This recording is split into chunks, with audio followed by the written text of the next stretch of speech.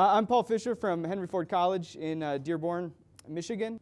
At Henry Ford College, I'm the Associate Dean of Business and Computer Technology. When I taught my very first Principles of Microeconomics class as a graduate assistant, they gave me a syllabus outline, which essentially just told me which chapters in the textbook I had to cover and how many quizzes I had to give. And I think probably a lot of you had a similar experience when you first started teaching, and some of you are probably still giving those kinds of things to graduate assistants. That's not curriculum, right? That's a list of topics to cover and some suggestions on how to grade. I think most of us have moved past that a little bit, but I think some of us still aren't there yet. So I want to talk about just some tips for getting us there. The reason assessment is so important and is affecting more and more of what we do, a few things. One is it calls for increased accountability. The federal government is giving your students money to be in your class, and at some point they want to know that they're not wasting their money. Pressure from our accrediting bodies. Our accrediting bodies want to show the federal government that they're doing their job and that they're ensuring quality education, so they are putting that pressure on us. The growth of online education means that we have a situation where we've got lots of concerns over quality in online teaching, and so it's becoming very tricky to say, so how do we guarantee that what's happening online is valuable and is worthwhile? And then there's the emergence of direct assessment, competency-based education. This is something I feel is really going to be a huge game changer in the future. I'm not going to make any MOOC-type predictions that this is going to forever change the educational landscape, but I think it's a big thing. Think about the learning process as production. So we have these inputs like seat time and PowerPoint lectures and your chalkboard presentations and your textbooks, and we give students all the same inputs, and then because they have different production technologies, right, we get different outputs. Some students learn a lot, some students don't learn anything at all, and so the inputs are all constant, but the outputs are variable, and they're all over the map. We can't do that anymore because it doesn't work with things like online because the inputs aren't the same, and fundamentally they're going to be different. And so we're moving more and more towards a situation where really it's the outputs that have to be constant. And so if students have different production technologies, then we need to have different and scalable and adjustable sets of inputs to get them all to the same place. So the point is this: at some point somebody's going to ask you to defend what you're doing and to defend your program and say that it's working, and you need to do that by pointing at the outcomes and saying, this is what students get out of my class, this is what I said they would get out of it, and this is what they got out of it. And so we need to be focusing on those outputs. We're going to talk about building an assessable curriculum. When I say curriculum here, what I mean is a set of sort of stated objectives for your course or your program. The first and the most obvious thing is to focus on students and not instructors. That list of topics to cover that I got when I was teaching my very first class was instructor focused. It was telling me what I needed to do in the classroom. It was telling me how many quizzes I needed to give. It was only student focused in the sense in that it was telling me what hurdles to put in front of my students. It wasn't focused on what students got out of the class at all. And we've got to change that. We need to be asking questions like what knowledge, skills, and attitudes would be present in your students if your class and if your program was successful. Knowledge and skills, I think, are things that are obvious to us. Not a lot of us think about attitudes as being outcomes of our courses, but that's completely fair. When students finish a principal sequence, their attitude toward free trade should be different maybe than when they started, especially when you're teaching that class in Dearborn, Michigan. That's a big challenge there. But so attitudes is completely fair game.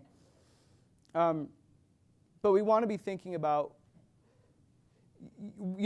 the question, what does this course cover, is not the same as what am I going to get out of this course, right? What am I going to learn in this course? And that latter question is the question that's the most important one. Secondly, don't do this in a vacuum. It's not just you sitting down thinking about your course. First of all, your course is part of programs. You might be at a university where you have an econ program. You might be at a community college like me where we have some associate degree business programs that it's part of. You might have engineering programs at your university that require students to take econ rather than just some other gen ed.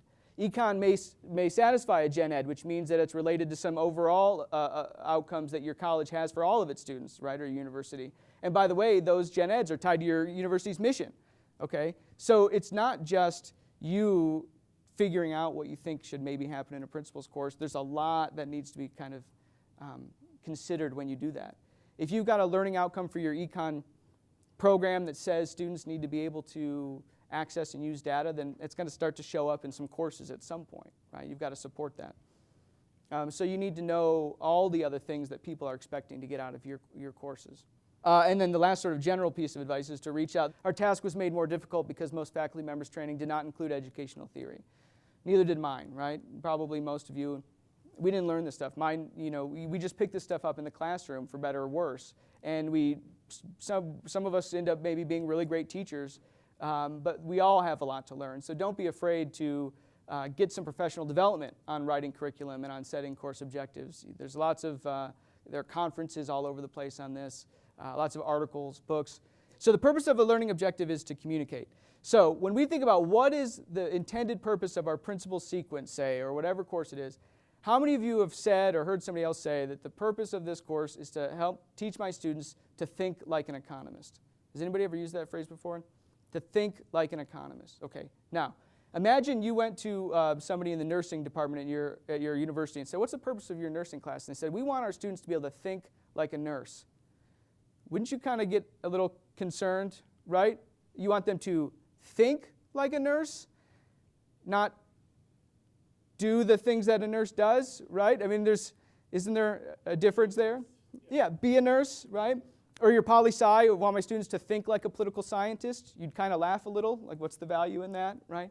The idea here is not that there isn't value in thinking like an economist, because we all know that there is. It's that if you're not an economist, you don't know what that means, right? It's a meaningless statement to a student. So we need to be more specific about what we want our students to do. And remember that the purpose of a learning objective is to communicate. So tip number 1 for writing these things, focus on overt behaviors, not covert behaviors. How somebody thinks is covert. You can't observe it.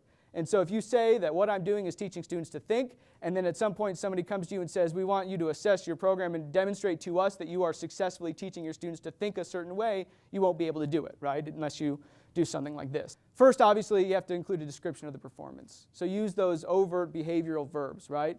I don't want students to understand opportunity cost. I want them to be able to do something with that understanding, right? I don't want them to simply know whatever it is, how to calculate elasticity. I want them to do it, right? So identify opportunity cost, construct a diagram, evaluate a policy, calculate an elasticity, convert, right? Something that they can do that I can observe them doing. Secondly, include the conditions on the performance. This is the materials, the context, all that stuff that initiates the behavior and gives them what they need to do it. Just saying I want them to calculate an elasticity of own price elasticity of demand isn't enough, because what am I giving them to do that? Am I giving them a formula? Am I giving them a picture of a demand curve? Am I giving them a demand schedule, right? I mean, that's a different task each time. And so you need to be specific about what it is you mean when you say you want students to be able to calculate an elasticity of demand. And then the last part of that 3-part formula is the standard for the performance. How well do they need to be able to do it, right? And how well are you telling them you're going to help them be able to do it? So, at least one policy response, any 2 schools of thought. We say that we want students to draw things a lot, and then but we're not necessarily clear sometimes on what our expectations are for those drawings, and so maybe you need to spell that out. You need to label things,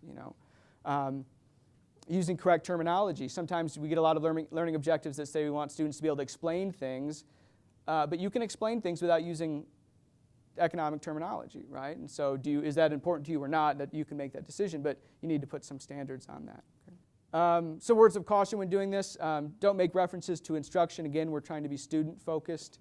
Don't set arbitrary standards. In the last one, I had an example where it said any 2 schools of macroeconomic thought. We had this conversation at Henry Ford College. It's a community college. We have students for the principal sequence. Almost none of them like economics and are going to major in it. So we talked about it, and we found out that each of us was really kind of focusing on different schools of thought because we had different exposure and different things that we liked, right? And we talked about, is that appropriate? And we thought, yeah, it's fine. If they become an econ major and they need to know specifics, schools of thought, they'll get that somewhere else. So in our context, it was fine for us not to set an arbitrary standard. They don't have to do Keynesian and monetarist, whatever's in the textbook. If you want to throw something else in there at Henry Ford, you're welcome to do it, right? Obviously, use the highest level verb that's appropriate to the degree or the course level. So, if you want them to evaluate a policy, then say that. If you just want them to recommend a policy, then say that, But think about what that level is going to be.